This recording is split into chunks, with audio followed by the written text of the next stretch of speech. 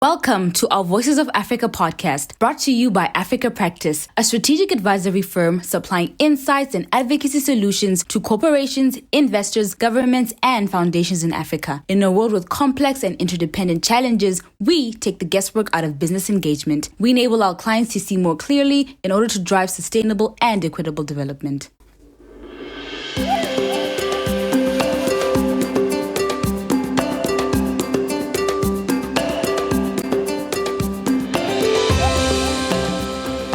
Welcome to Voices of Africa.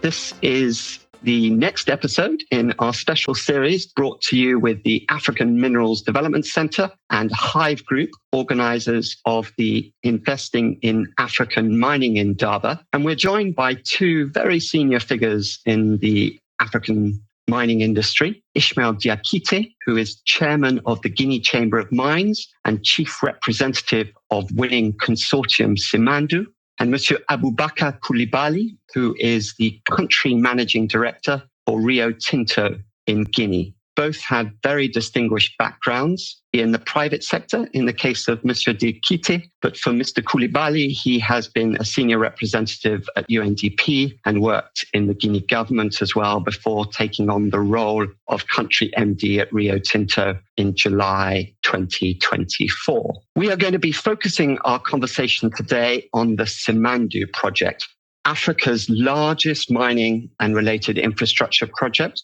This project is moving fast now towards completion of construction, and we're going to hear from two of the principal protagonists in this project. They're going to unpack for us the nature of this very novel co-development agreement, which has brought winning consortium Simandou and its membership, together with Rio Tinto and its consortium partners and the government of Guinea, together to mine the iron ore at the Simandou mountain range, but also to build a railway that will traverse the whole of the country and two ports on the Atlantic coast. But we'll hear more about the project from these two principal proponents just now. And I'm going to invite my first question to Monsieur Koulibaly. Aboubacar, I wonder if you could just paint for us a picture of this project. It's obviously known at some level, the Simandou name, but for many people, it represents different things. I wonder if you could paint a picture of this project for us, the two mines, as I say, the railway, the port, and the status of the project today. Thank you very much, Marcus, for the opportunity. Again, I'm Aboubacar Koulibaly. I'm the managing director for Rio Tinto Guinea. I joined the group in last July, as you said. Simandou is a long history in the mining sector in Guinea. It's the largest greenfield integrated mine and infrastructure project in development in Africa today. It's a huge opportunity that Guinea is playing to develop with its partner, including our joint venture, but also WCS winning consortium Simandou joint venture. It's a unique design. The project is, the investment is around $18 billion. Which is close to actually Guinean GDP. The two mine sites in the north, you have Block 1 and 3 developed by WCS, and Rio Tinto Simfer joint venture is developing the Block 3 and 4.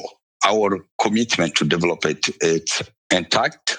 We have invested in the project long time.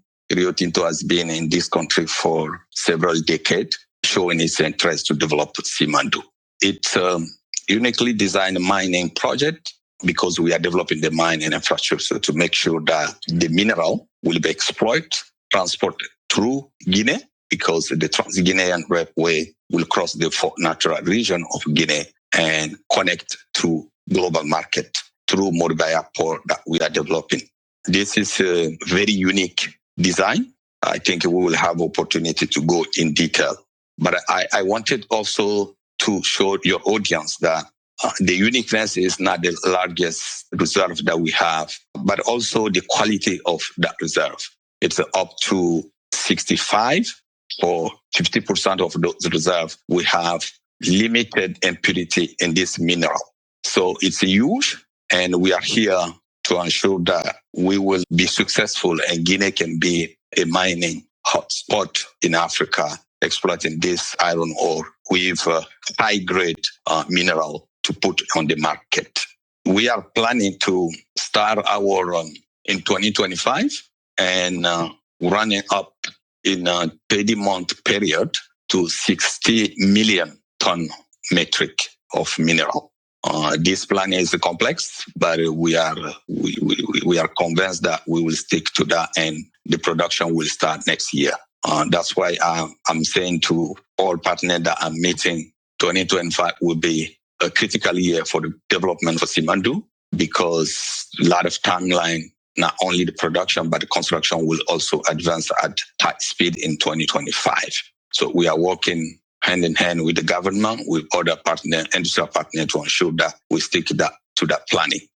Thank you, Aboubacar. We got a sense from you there of the quantum of iron ore, the reserves. So a project of significance. And you mentioned there that Rio Tinto's Simfer is mining blocks 3 and 4, while winning consortium Simandou is mining blocks 1 and 2. But of course, this project is more than mining, as you say. It's significant infrastructure.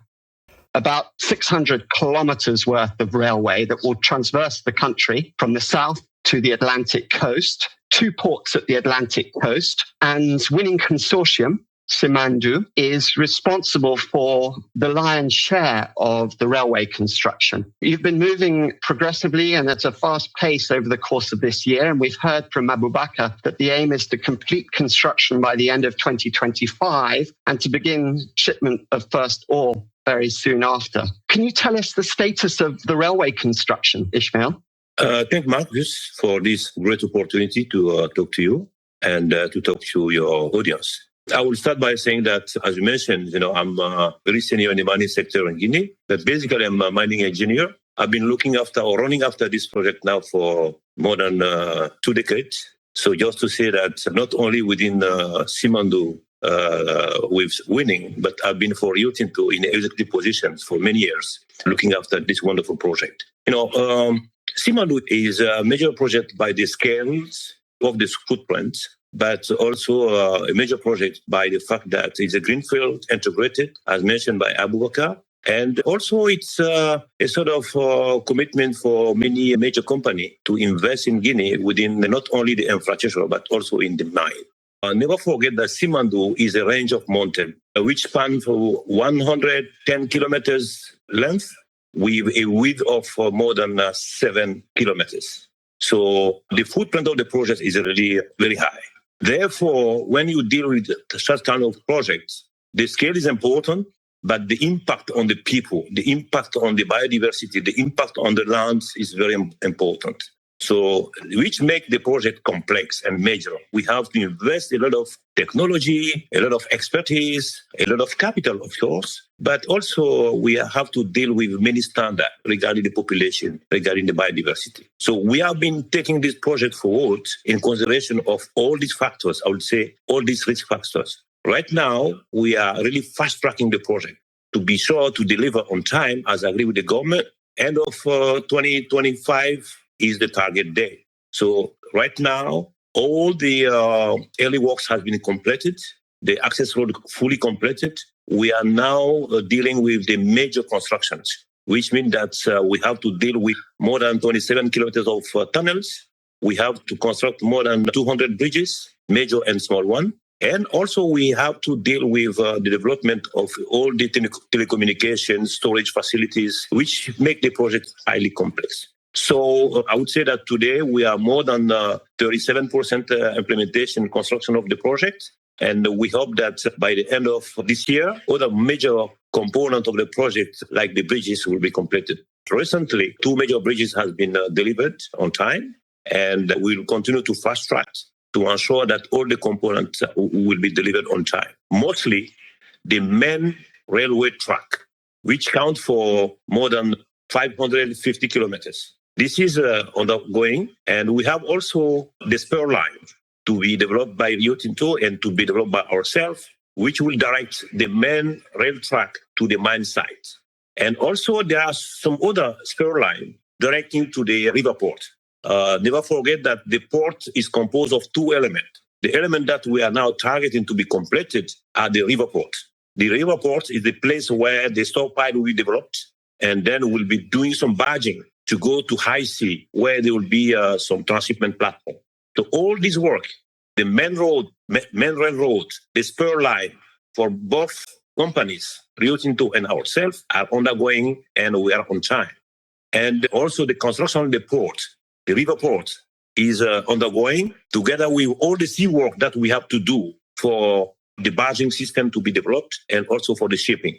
Since we are dealing with high-density minerals, which is iron ore, we have to have a big shipping equipment, which means that the smallest capacity of ship that we have to plan to get the minerals for international shipping will be over Cape size, which means that will be over 200,000 tons of mineral by ships. So we are doing some sea work to ensure that we'll have enough draft to accommodate the biggest ships for iron ore, the biggest being around 300, 350 metric tons of mineral to be shipped. So all these components now are undergoing, and so far we are on the right track.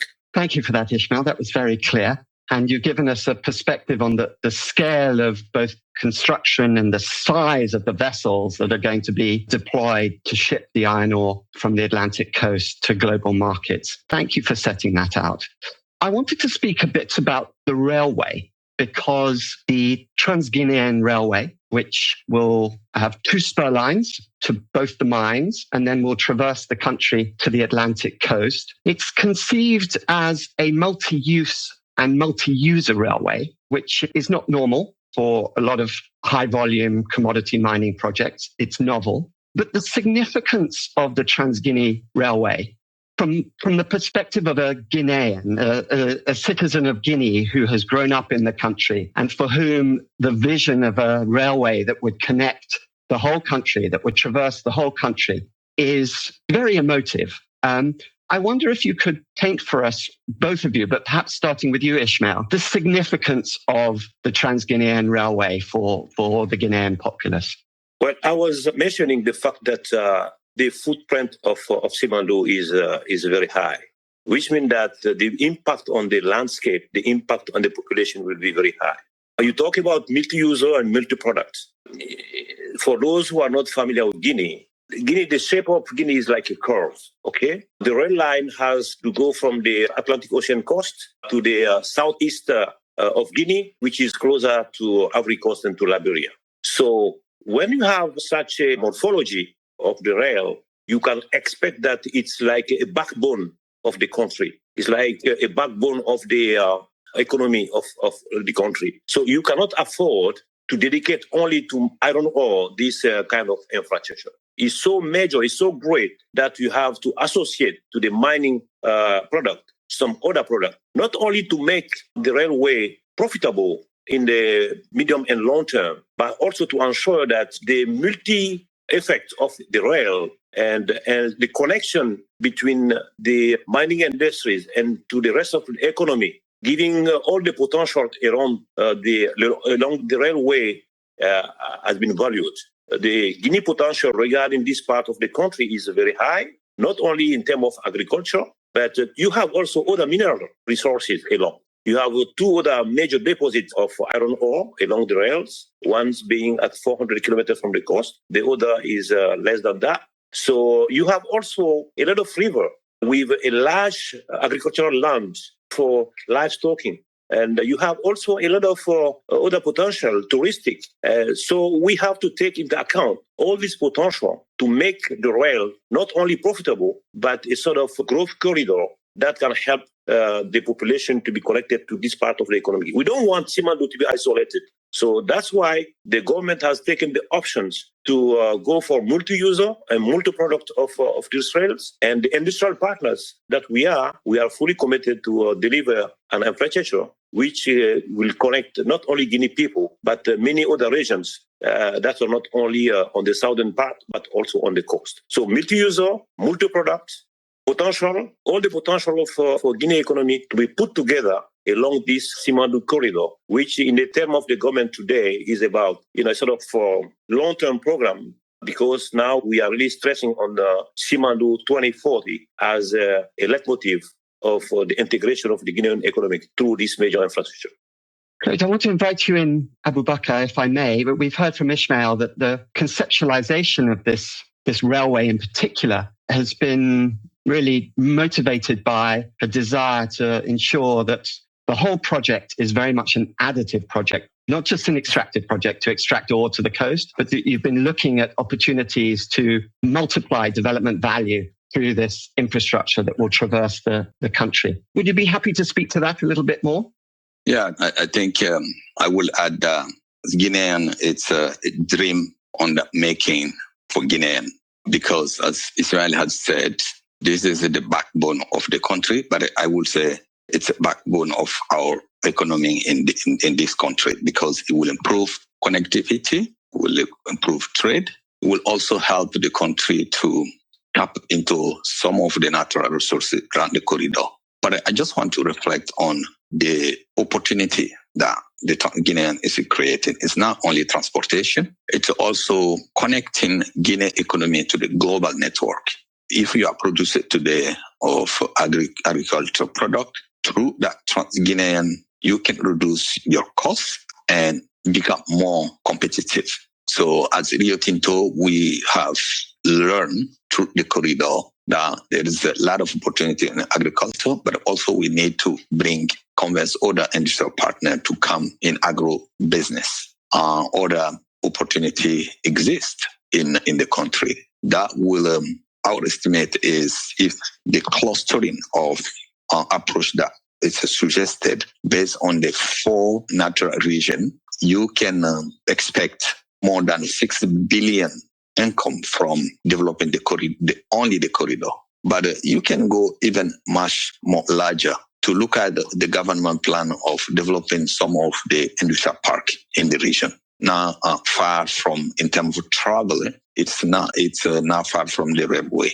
So connecting that railway to center where you have industrial park will have multiple effect on the economy. That's why we think not only mining sector, Guinea also need to diversify its economy. And by realizing this mining project, this will be an opportunity around the country to develop other sector and diversify the economy and be more resilient to external shock. So for us, it's critically important that we look at beyond mining and look at other sector, how this can be a driver of the economic growth in country, to give more power to the government, to the tax they will collect through this operation, the royalties, but also dividend they will take from their equity share in various companies, because in all the blocks, the mine and the CTG company, the Trans-Guinean, they have equity share that will help them to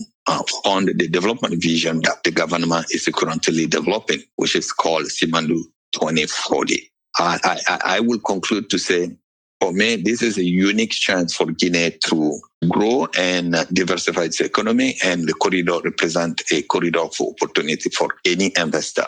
Listen to us or, thinking I want to invest in West Africa. I think the corridor provides that opportunity to investor. Thank you for that, Aboubacar and Ismael. It's clear from what we've heard from both of you that this Simandou project is about much more than mining and mining infrastructure. It's about leveraging Guinea's abundant natural resources potential to drive economic transformation and social upliftment. And we've heard from you a little bit about some of the ways that you are working with the government to achieve that, whether through the creation of industrial parks or leveraging Guinea's agricultural potential in the way that you've reflected. And we've also heard that the project is very much part of the national development vision now. So it has moved from what might be a traditional enclave status that is often associated with mining projects into really a flagship national development project on which a lot of the country's development ambitions hinge. I think that's a very exciting prospect and places Simandou in a class of its own in many respects. It places huge responsibilities on the pair of you and the government of Guinea, of course. And Aboubacar, you referred there to the CTG. For the benefit of our audience who aren't familiar with that term, it's the Compagnie Trans-Guinean de Guinea, which is the overarching structure that has accountability for operating the infrastructure once construction is completed. I think I'm correct in saying that. And that has yourselves, that's Winning Consortium Simandou, and Rio Tinto Simfer represented within the CTG, and the government of Guinea. And that in itself is a novel structure. And I wonder if I could invite the pair of you to reflect for us a little bit about the CTG and its novelty and importance for this project. CTG is, I would say, one of the, if not the greatest achievement of the March 22 agreement between Rio Tinto, Winning, and the government of Guinea. The idea is that the railway and the port component are so important and so critical for the Guinean long-term economic development that the government decided to take a free carry share in a special company where they will sit and they will contribute to decision-making. So CTG is a sort of legal constructions and organizational achievement through long and very difficult negotiations where the industrial partners, namely Rio Tinto and ourselves, are having 85% of the shares, while the government are having 15% of the shares. So CTG, as a common company, a sort of a large GV, will not be only the operator, but is the owner of the infrastructure which the industrial partners has to construct based on the funding mobilized through diverse sources, including the Chinese sources. And also, it's a way of associating partners within the two consortium.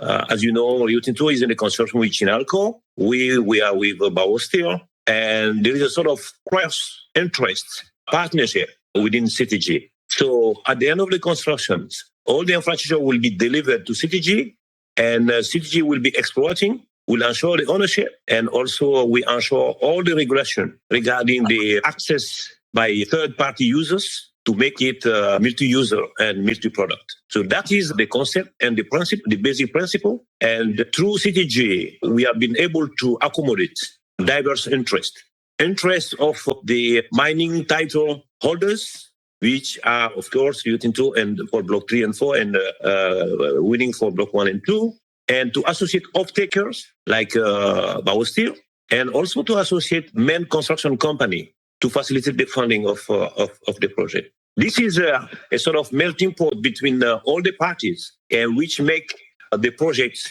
less risky. In fact, CTG was a way of de-risking the project and also making sure that we all contribute to the funding and to the fast-tracking of the implementation of the project. That's the principle, the basic principle of CTG. Thank you for unpacking that for us. Our audience are getting a sense of the complexity of the project and perhaps why it took so long to get to this status where we are now. And I know from what you've both said that the project is moving towards completion of construction at a fast pace now. But for a long time, it was sitting there with little progress under successive administrations in Guinea. But we get a sense of just the complexity and all the initiatives that were taken by yourselves as the key industrial partners and the government of Guinea to structure the project in a way that could enable you to raise what are significant sums of capital for the project and to bring in the parties who are availing that capital, some of them like Bao Steel and Chinalco, in the way that you've reflected on. I wanted to ask the pair of you, if I may, as people, well, certainly in your case, Ismael, who've had a long history of involvement with the project over 20 years, about just give us an insight, if you will, to what's involved in this vast and sort of multi-layered negotiation that you've had with amongst yourselves, but also with these different parties who you've brought on board. You mentioned that Bao Steel has come on board and has an option to acquire 51%, I think, of the WCS held blocks, but has a significant stake in the infrastructure as it stands. You're all represented either directly or indirectly at that CTG, at that apex level. But could you give us a sense of the process involved in negotiating with entities, state-owned entities in some cases, who have a very different culture, a very different understanding perhaps of value in terms of who invests what, for what return, and in what terms they take those returns, whether it's taxes, dividends, royalties. I wonder if you could give us a sense of any key learnings along that path to securing alignment between all the various parties. From my side, I will say The result we have today is the conclusion of I think the generosity and the commitment of each one of the partner to advance this project, whether we're talking about industrial partner or the government itself. Everyone was committed to achieve this result. It's a very complex setup in terms of joint venture management, but the one interest that glue the partnership, it's the interest in Simandou. This has been on the making, I said previously, for several decades. This was a unique opportunity to be on the table and do this co-development design. And we can learn a lot of lessons from this for other infrastructure and mining projects across Africa and elsewhere. It's important that we keep that in mind. No matter what happens, if partners are committed to achieve something meaningful for themselves and for the community, I think they give a little bit of themselves to ensure that this is successful. Number two, I think it's also that bringing different cultures together requires, in our part as Rio Tinto, a lot of effort, right? Because organizations, they have their culture, and you are operating in Guinea. I used to say, when you bring different perspectives around the table, you end up with better results anyway. It's like, take the metaphor of soup. If you are making soup, I think if you're doing only one ingredient, the soup will not be tasty. But if you are taking a lot of ingredients, the soup will be very tasty. That's what we have here in Simandou. CTG is the result of the partnership, and the exploitation of the mine will be there, but also all the positive externalities that the project is creating in terms of job creation, in terms of investment in Guinean economy, because as of today, Rio Tinto has invested 1.2 billion in company owned by Guinean since 2023. So this is massive. It's unprecedented. I always say we need to look at how the country is managing this wealth and how the country can be capable of ensuring that new investment is attracted through this unique and innovative approach of co-development. I think something special is happening here that can be a blueprint for new mining development in the region, and people that participated directly to this, like Ismael itself, they have something to teach us all how you develop today's in very complex geopolitical world, a project that bring all the interests together and achieve meaningful result for the country and the companies. About key learnings. I think I have the benefit of having spent a lot of time on this project and going through many style and many culture of big business management. My key learning first, the leadership, the strong willingness of the new authorities to invest in the Simandou. At the early stage, in September 21, they decided that the Simandou would be the priority and therefore committed for that. And they invested a lot of initiative, a lot of strength in taking the industrial partners together in order to start talking about co-development and co-enterprise. I think that is the starting point. They express the need of having this co-development because they strongly believe that the scale of the project, the expertise required for this project are so important that one company alone cannot achieve it. So it was for them a belief that putting strength together, that will help to advance the project. Because as Koulibaly said before, the Guineans have been dreaming for this project for many decades. Therefore, for them, it was really a political will to push this agenda up to the achievement, the completion of the project. The second element of learning is really commitment to cooperate. I think at the early stage, both industrial partners, I would say both mining title holders for Block 1 and 2 and 3 or 4 was committed for partnership and was committed for co-development for a good reasons. On one side, you had the presence of Chinalco, which is one of the main components of the Rio Tinto consortium. And on our side, we had Bao Steel, who was really interested as a potential off-taker. And this is something which is very important. The third element was a sort of complementarity of all the industrial partners. Each company has to bring in something. The fast tracking implementation of projects for winning was one of the key, I would say, competitive advantage that we brought in. At Bokeh, we delivered what we promised in terms of construction railway there. We has accumulated a lot of experience on the Guinean ground. Therefore, we believe that we have the capacity to implement this project, but not all the capacity. So we have to count on other capacity coming from other partners. So partnership was at the center of achieving something. And I would say the other element was everybody has his own agenda. We heard about green steels. We heard about climate change factors, critical minerals, what to do in order to reduce or to go into a energy transition, which will contribute to reduce our carbon footprint. So this agenda was very important for the downstream industries, both for Rio Tinto, for Chinalco, and for Bao Steel and Winning. So this counts for moving ahead. Everybody has his own agenda, but the agenda was complementary, was all in the same direction. Last and not the least, how to accommodate culture, even language, how to accommodate interest.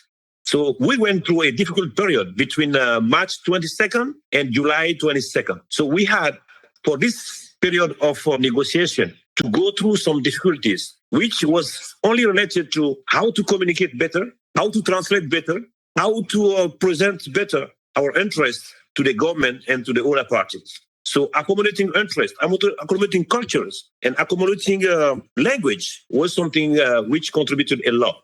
Happily, we were able to have a same, I would say, areas of interest and to communicate better, although we were assisted by a big law firm, but between ourselves, the communication was direct and was open. So these are the 5 learnings that I was able to capture during this long process of negotiation from March 2022 to the closing at July this year.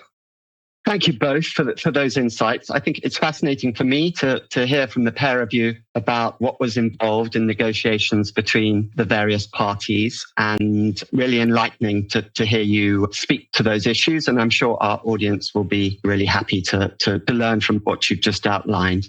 You're both down as speakers for the Mining Indaba in February 2025. So you'll both be in Cape Town speaking at that conference. I recognize I've monopolized the questioning and speaking time with the pair of you, but we've got Laura here, Laura Nicholson from Investing in Africa, Mining Indaba, the Hive Group. Laura, I wonder if there's anything you wanted to put to either of these two gentlemen before we conclude. Thanks, Marcus. Even though I haven't spoken too much, it's been an absolute pleasure to hear such phenomenal work and to be reminded of how great the Simandou project is and the associated infrastructure that comes with it. To be honest with you, I've been reminiscing on my start as a mining journalist in the early 2000s, and I think the Simandou project was on my radar as far back as then. So to still be in the industry and to be in 2024 and hearing that Simandou is actually off the ground and is going to happen is a very exciting moment in my career as a journalist and having evolved to a head of content for Mining Indaba. So it's very exciting, and I hope to see this project move into full execution and to see just how great and substantial the impact of Simandou is going to be. So I thought perhaps, because the conversation has been quite long, is to ask Diakité and Aboubacar just for some closing remarks on how they feel in their own personal capacity around what this project means to them and what it truly means to the people of Guinea, what this project is going to do for the country. So, Diakité, perhaps I'll start with you and just to hear, we've spoken about the emotional aspects of this project, but let's talk about it on a personal level and understand just how much this project means to you personally. Oh, well, I will jump in. When you have spent almost 20 years in your career following day-on-day basis a major project like that, and you see that now the big thing is coming out, the feeling is first personal and professional satisfaction. So I'm happy and proud for being one element of supporting and pushing the project since I started with Rio Tinto and now on the winning side. So I was lucky enough to be on both sides at some point. 11 years with Rio Tinto and 7 years with Guinea, contributing at the highest level in negotiating, pushing, conceptualizing, doing a lot of advocacy, doing a lot of engagement with stakeholders to ensure that everyone understand the project with all the risk elements that the project bear in itself. Environmental impacts, very huge. We have different elements of sensitivity in terms of biodiversity. We have a lot of consequences on land occupation. We have a lot of consequences on water resource management. So taking into account all these factors and going door by door, advocating the project, and today reaching the point of no return, the irreversibility of the project has been reached. So my personal feeling is satisfaction and proudness. And I would say thanks to God, because I'm a believer, for giving me strength and health to be part of this project. And not only at the lower level, because I started on the ground, but also at the top, part of the decision-maker person. So that's very important. Today, I bear the reputation of the project. I bear all the risks, because the project is not completed yet. And there are still some pending risks to be managed. So my aim is to continue being part of this project up to the full steam level, which means 60 million from us, 60 million from Rio Tinto, so 120 million, I would say, green iron ore on the market to contribute to the climate change mitigation factors management. That's my personal view. With my humbleness, I have to humble on it, but I have to say it, okay? Just I want to witness, the situation that I lived for more than 20 years, close to 20 years. Thank you, Diakité. And, in mining terms, 20 years might not be that long, but most projects don't take this long. And I think you've outlined the complexities associated with this project, and maybe 20 years in context of that is actually not that long at all. And I think phenomenal to be a witness to such a game changer for the mining industry in Africa. And it's exciting to share that those levels of and feel that excitement coming from you. Aboubacar, when we talk about iron ore mining in Africa, I think most of us will go to Kumba Iron Ore and the very large-scale Sishen operation in South Africa. But based on the numbers I've heard today, we're talking hundreds of kilometers and mountain ranges of iron ore. I think Simandou will rightfully take its place as the number one large-scale iron ore producer in Africa. So just would love to hear your emotional connectivity to this project and what it means to you and the people of Guinea. Thank you, Laura. I will say I'm very excited to join the team. I'm very new to the business, but since my arrival, I can see the impact that the project is having on Guinea at the economic level, at the personal level. I will just recall a situation when last weekend I was in on the mining site to visit with one of our principals, and the speech delivered by the local authority demonstrated to me the attachment of Guinean to the realization of this dream. He said, "Thank you to Rio and his partner for making Simandou happen in his lifetime." This is a unique connection of these people to the infrastructure. I think for all Guineans, including myself, seeing or participating to the realization of this dream, it's extraordinary. So I'm very, very happy to be part of it, to play a role, to support our industrial partner to achieve this complex commitment for Guinea, for the region, but also for the global humanity, because Simandou will be a key in the global green transition. This is extraordinary. Guinea will pass from, small fish in the lake to become a huge fish that bring to the market a green sale that will participate to the green global green transition. I think I'm very happy to be part of that history. Looking back, I can tell my people, I participated to that project, and that is very rewarding.